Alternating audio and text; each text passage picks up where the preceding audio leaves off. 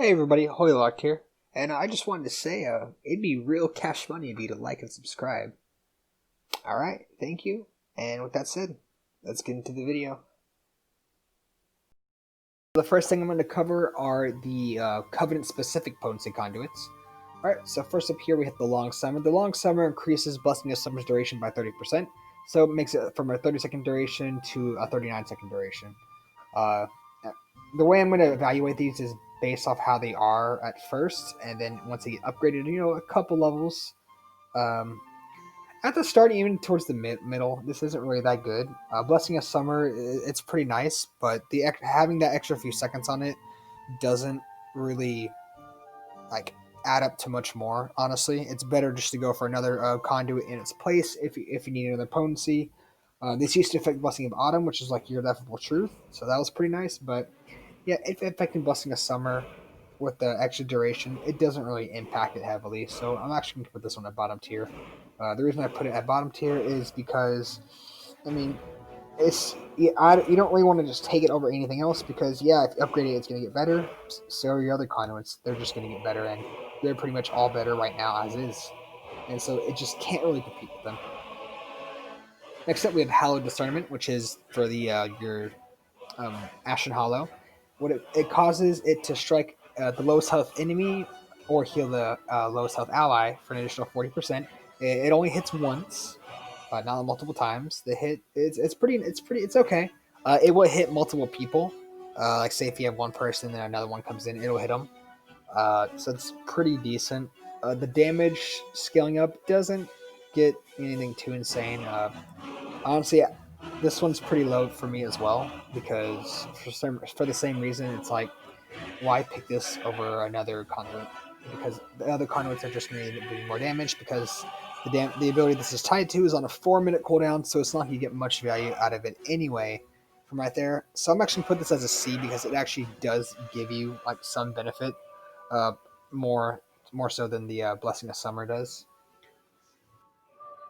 All right, so next up we have Divine Toll. Divine Toll, sorry, we have Ringing Clarity, sorry, which affects your Divine Toll, which gives it a 40% chance to launch 2 additional hammers at your target. Those hammers hit for about the double of a Judgment, so it's pretty nice. Launch 2 of them, hit them for like a decent like 36 to 4k. Even more obviously with Wings and Seraphim up. It feels really nice when it hits. It does generate Holy Power, your what's it called, the Divine Toll. So when this procs on a single target, it will give you 3 Holy Power, which feels really nice. The damage is also pretty good. In a 5-minute period, I've gotten it like typically 2 to 3 times at procs, which is around 40% chance. Once this upgrades, it'll be even better because it'll up the percentage chance. Right now at the 40%, honestly, it doesn't feel too amazing. It does scale up by I think like by 6%. I think it is. So it goes up to 96%. So yeah, I think it's about what 6 or 8% for each level. Uh, so it'll scale up pretty fast. Once it gets around 60%, I think it'll be a lot more reliable. But yeah, at 40%, it's not anything too insane. But I'm actually gonna I do feel like it's better than your Hal Discernment, so I'm actually gonna give B tier. I don't feel like they're equal, so I'm not gonna put it next to it because I do enjoy running this. It does give you holy power, which is pretty nice. So I'm actually gonna put that at B because the benefit it gives you, it's nice when it actually does hit and does a good amount of damage. And it's available every minute. There we go. All right, so then we have the Necrolords. All right, for the Necrolords, this buffs your Vanquish's Hammer by 100% and also heals you for the damage. Vanquish's Hammer looks like it's recently just buffed by like 50%. So it's hitting like for like 1200, like for Divine Storm base now of damage. So this is going to make the damage even more. So this means it's going to hit harder than your Templar's Verdict. So it'll benefit from your Judgment and Final Reckoning to hit really hard, which is very nice for your execution sentence windows. It's usable every 30 seconds, so it feels pretty good. Downside about this is that it feels like you almost have to take it for the ability to feel worth it because, yeah, they increase the damage of it, but it costs in Holy Power. The way that Ret's kind of going, it seems like it's going to be pretty Holy Power taxing, especially single target AoE, a little bit less so, but it's gonna. It feels like you kind of have to take it, so that's why it kind of loses some value for me because it feels like it's being brought down by the ability it's tied to. Essentially, it doesn't really help I feel like they don't really complement each other. This one, I don't like that the conduit is basically what needed to make this ability feel viable. So I'm actually gonna keep it at B tier. It's still really good. Of course, the damage is going to scale up, so it's going to get even better. The reason it's not A tier is just honestly it's because of the ability it's tied to. So I don't feel right putting it at A, but it is a good conduit. So then next up, I'm going to be talking about just your potency conduits in general. All right. So the first up, I have where is it? I'll start off with this one. It's what is it? I can't remember the name of it. It affects Wake of Ashes though. Truth's Wake. That there it is. So it does 15% of the damage over 6 seconds. This one, it doesn't really feel too good to use. The damage is pretty low. It doesn't even scale up honestly that high, even at the end. Um, your main target, yeah, will take a good amount of damage, but then your secondary targets, which are like the other four, won't. It is uncapped, but even beyond the 5, it's going to do even less. So it's going to be hitting those for next to nothing. Once you get it up, yeah, it'll feel a little bit better. This one, it's pretty low for me. I don't know about C or D. I thought about putting it in D a few times because it's like, hey, I don't really want to use this, but it does have some viability. Yeah, it's only good like in Mythic Plus or something, but it still makes it good in some scenarios. Which, so I don't feel good at putting it next to D because it's still pretty decent and like, even though it's just one scenario, it's still good to use in that. All right, next up we have Timber's Vindication, which gives your Timber's Verdict a 20% chance to deal 15% of its damage again. It's a pretty nice conduit. The scaling is going to increase the percentage chance that it happens. 20%, yeah, kind of low, but it feels better than 15%, of course. Uh, Once you get this scaled up to like 40%, it'll start feeling really nice. 20%, using it hasn't been really proccing that often. It's one of my lowest percentage damage dealers, which is fine because I don't want conduits to be like 60% of my damage. But just compared to the other conduits, it is pretty much performing around the same. So it's nothing too amazing. I'm actually going to put it at B tier. Like say when I compare this to Ringing Clarity typically over a few minutes period actually ends up doing more damage than it, but it also has a higher chance to proc, so that's why it's going to be pretty much on the same tier. Like this one ends up doing more, but this one definitely has the potential to do it, and it's on an ability you're using like every 4 to 6 seconds. So next up, I'll be talking about Expurgation. Expurgation is obviously the Azurite trait we have right now, which causes your Blade of Justice crits to deal 15% of the damage every 2 seconds for 6 seconds, as the conduit. This is it's pretty good. The damage, the conduit increases only the damage of it. This is tied to your crit, so right now, yeah, crit chance is pretty low, so it's not. Crit chance is pretty low, so it's not really proccing that often. But easy fix to that is obviously just to get more crit, which can be done pretty easily. Just gear into it. And so yeah, when you upgrade it, the conduit, it's gonna be doing more damage up by your crit. Pretty solid conduit. This one definitely has potential to be probably one of your best, if not the best conduit.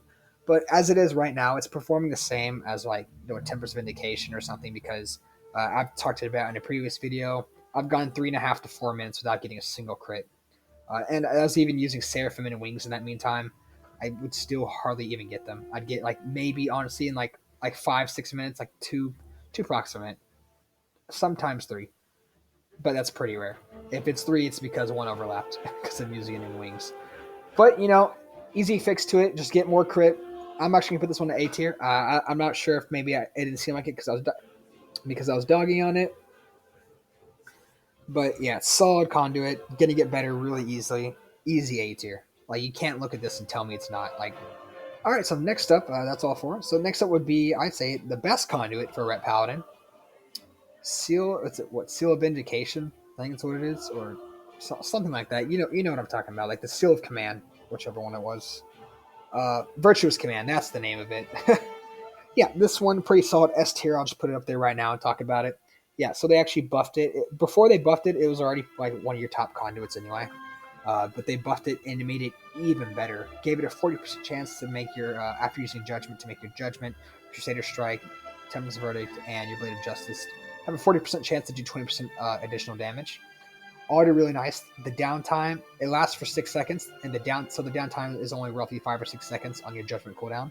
So you're using it a lot. It's up a lot. It's down not so much. So yeah, it's been my top performer conduit out of all of them. So it's an easy S tier. This one is the one you're gonna want to win for sure. Out of any of the rest of them, if you have a choice, I'd say go for this one first, 100%. All right, so now let's go ahead and talk about the Covenant abilities. I'll cover the base abilities, as in like the ones that everybody gets. For example, I'll start off with Fleshcraft. So Fleshcraft is a Necrolord ability. It's an absorb shield for over a channel, I think 4 seconds on 2-minute cooldown. Um, Honestly, it's not that good as a Ret Paladin. You have a lot of ways to prevent damage. You have Bop, you have Shield of Vengeance, Bubble, obviously. I don't want to skip my mind. Yeah, you have all three of those to help out with that. You can even heal yourself. So it doesn't really have too much application. You're not going to be using it in the middle of a fight. It'd be used pre, and even then, you probably won't really need it. Because if you know a boss is going to do damage, just pop one of your other cooldowns. This is just an extra one to have that you don't really need. So I'm actually going to put it at bottom tier, as in useless. It really is. All right, so next up we'll be talking about the Kyrian Owl, Summon Steward. All right, he's pretty cool. He can let you change your talents if you need to. He can be used as like a vendor in case you need to sell stuff. In case for some reason I guess you can't go outside and get like your man with your yak or something or anything like that. So that can be pretty cool. He can tell your friends hi and that they're awesome. He can play you music. That's pretty cool. Okay. Also, I guess I should mention he gives you three vials that heal you for 50% of your maximum health, and cure you of all basically negative debuffs. You bleeds, poisons, all that good stuff. So yeah, that part's pretty nice. The downside is though, the potion kind of loses some value for half of its effect if you just have a warlock in your group. Having Hellstone and everything, yeah, it can be nice to have an extra potion, but just using it for the cleanse, I'm not sure if that's 100% worth it.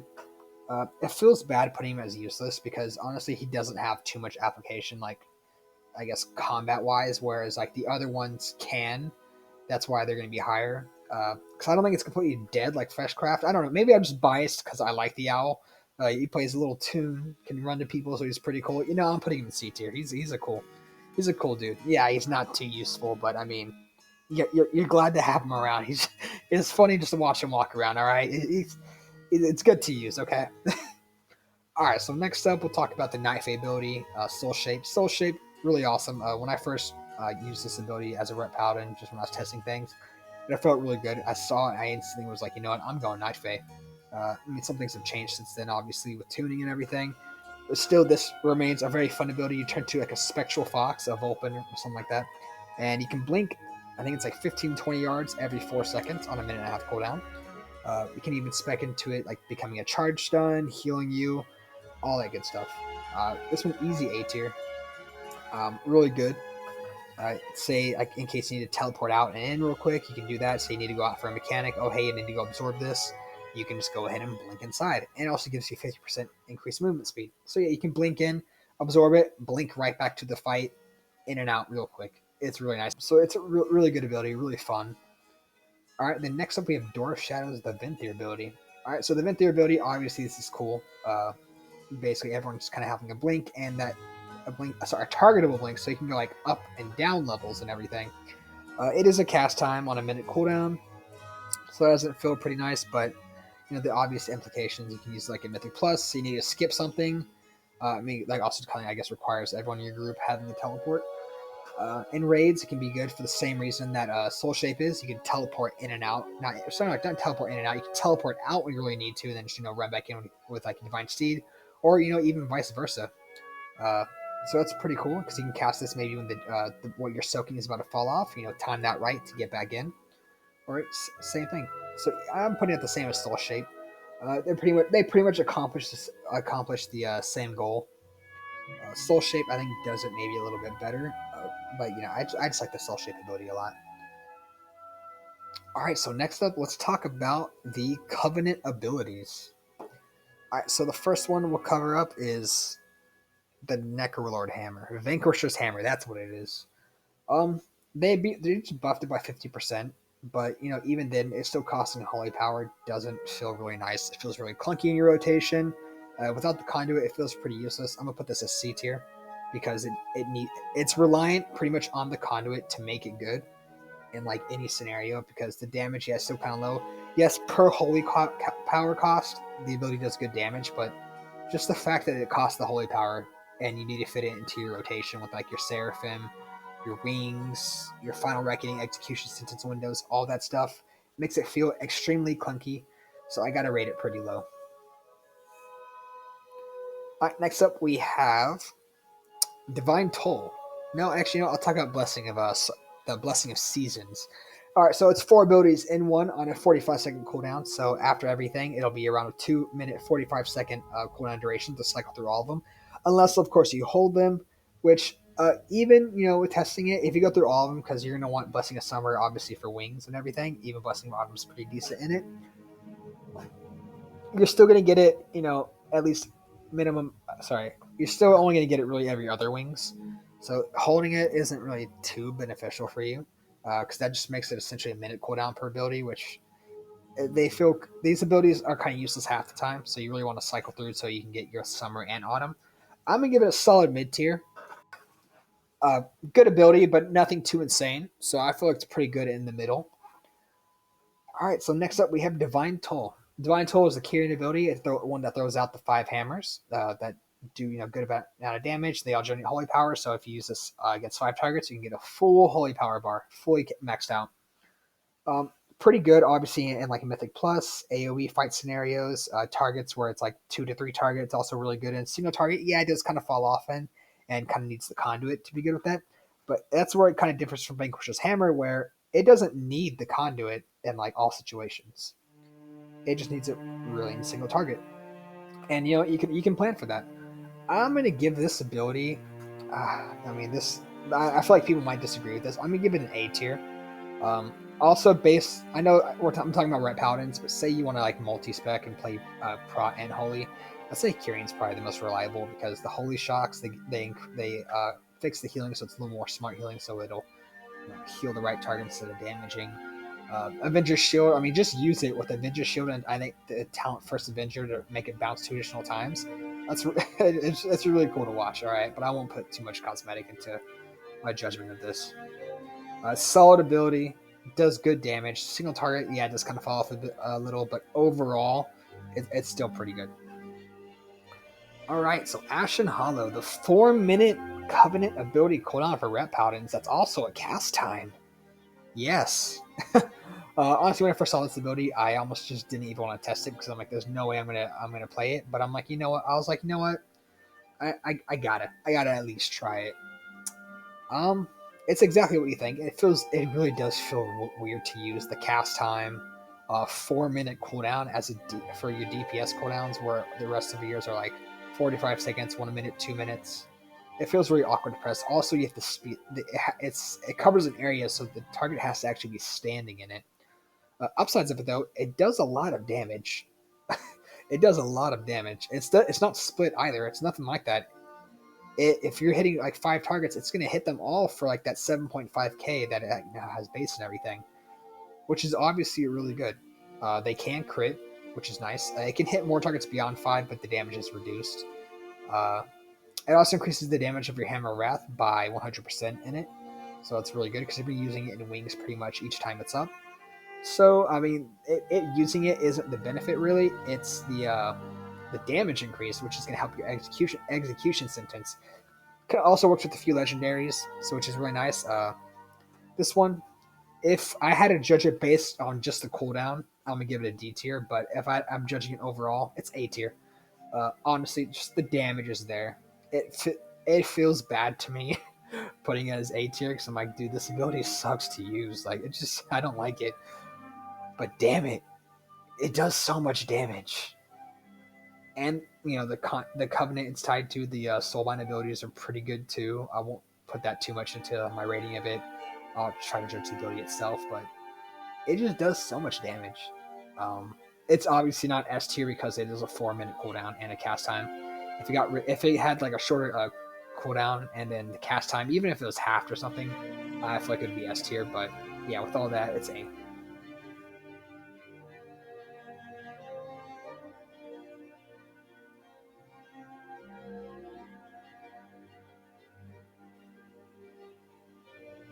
All right, so now let's talk about the covenants. Okay, so first I'll start off with the Necrolords. All right, so Necrolords, you have to see Vanquish's Hammer, Fleshcraft. Overall, no, there's nothing too amazing here. Fleshcraft, pretty useless in most scenarios. Vanquish's Hammer, really awkward to use. I'm gonna have to just put Necrowards in C tier. The Soulbinds aren't really that good either, honestly. Like they have pretty much only one good one, and even then, it's still not as good as like other covenants, which pretty unfortunate for them. But upside going for them, they do have pretty cool looking armor sets. So there's that. All right, so next up, we'll talk about the Night Fae. So Night Fae get Blessing of Seasons and you get Soul Shape. Soul Shape, really good ability. Blessing of Summer, pretty solid. Pretty good overall. Soulbinds are some of the best out of all of them. So Night Fae, I'm gonna go ahead and give it A tier. It's really good. You won't feel bad if you pick this. Sure, the ability, it's not my personal favorite, but Soul Shape's really good, and the Soulbinds. So yeah, easy A tier for Night Fae. Solid choice. All right, so Kyrian. All right, so Kyrian, they're losing some value with the whole Soulbind change and everything, which is pretty unfortunate. Divine Hammer does do some decent damage. The Potency Conduit is alright. Owl's pretty cool. Um, I still feel like Kyrian's a really, really solid pick, especially if you're like multi-class, multi-specking, like with Prot and Holy. It's probably the one you might just want to go for, honestly. Um, I think I'm gonna give it a B tier, like high B, low A. It's still really good. Just the soul binds are just kind of falling off a bit.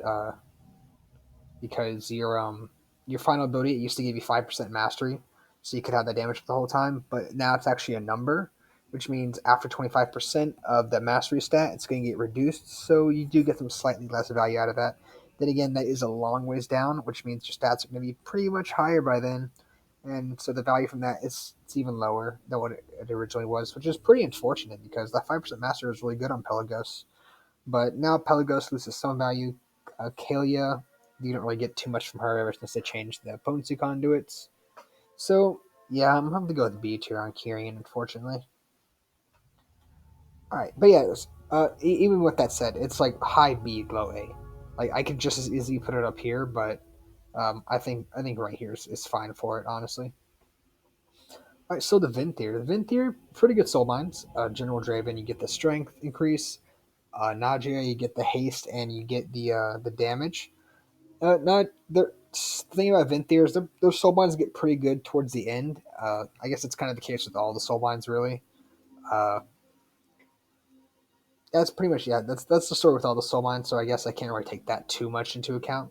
The ability, yeah, it's a 4 minute cooldown on a cast time, but it does a lot of damage. It does a lot of damage.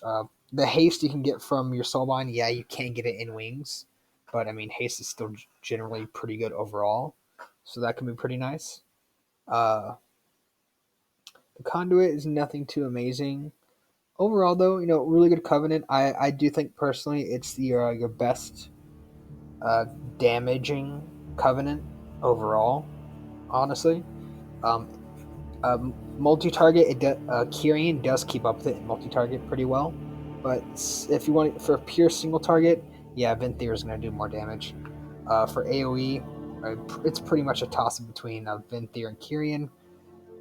Maybe Vinthier, because Ashen Hollow is pretty much is uncapped, but then again, it is a 4 minute cooldown, whereas the Kyrian ability is a 1 minute cooldown. So the Kyrian ability you'll have, for every pretty much pack you pull, and Ashen Hollow you'll be using it for that pretty much only on bosses.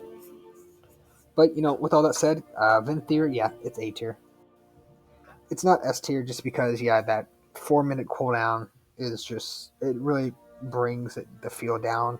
The soulbinds, although they are really good, they don't you can't really line it up with wings. Like you don't get any benefit from wings with the haste from. If you did get that haste while in wings, yeah, this covenant would be insane.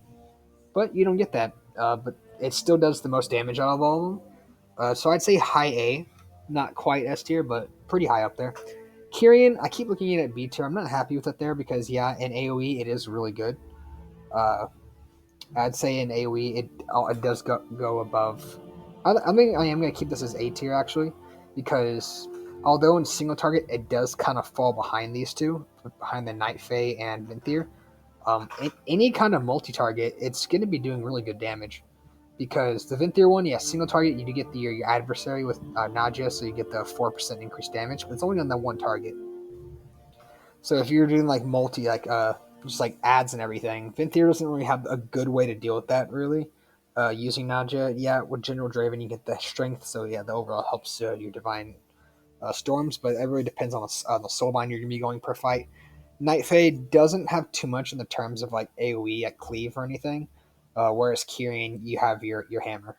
Uh, so yeah, the hammers they do pretty good damage. Okay, uh, in single target this can kind of keep up with them if you get Divine Toll, but then again Divine Toll does have to proc. So you know what, I'm gonna put this as low A. I'm gonna change that actually. Yeah. So I took it away from B, put it into A because it's still a really good covenant. Just it does kind of fall behind the single target. If you want to talk about overall content, so if you're planning on doing raids and Mythic Plus, personally, I think I'd go for either Vinthi or Kyrian. It kind of Night Fae, it's a solid choice, but I mean Venthyr does just purely more single target damage. Yeah, Kyrian's a pretty solid balance between single target and AoE. It does kind of fall behind Venthyr a little bit in single target, but in AoE it keeps up pretty nicely, and it feels a lot better to use in AoE fights because you get to use your ability more often. It just feels like it's more interactive gameplay, really. Uh, Night Fae keeps up decently in single target, but that's only pretty much for a first quarter of the fight. Yeah, which is pretty important. Yeah, you need a lot of damage up in that time. But then after that, once the boss falls below 75%, Corian loses that value. But then again, Corian is also a max level uh, soulbind ability. The Wild Hunt is a max level soulbind ability. So I don't know how much I want to take that into account. At the beginning, Night Fae, I think is pretty weak to medium, maybe B tier in the beginning, but overall, I feel pretty good with this ranking. Them all three being A, honestly, because they are all solid choices. If you were looking at this to try to maybe figure out which covenant you wanted to run, just think about what I said about the other things you get with it, like the ability, the conduits, and try to make your decision based off of that.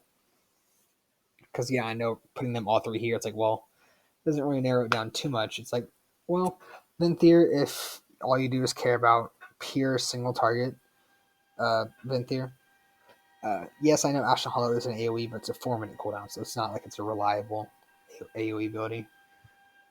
Night Fae, you get your Fox, so you have a good amount of a utility, so it's pretty cool. It helps with your movement speed and everything. So because Rets, we struggle with that a bit. So Night Fae, for I guess fluidity, and movement speed, and then Kyrian adds like a nice balance between the two of them, and also allows multi-specking pretty easily. Honestly, the good thing about these three pretty much all do the same thing in terms of like cross spec.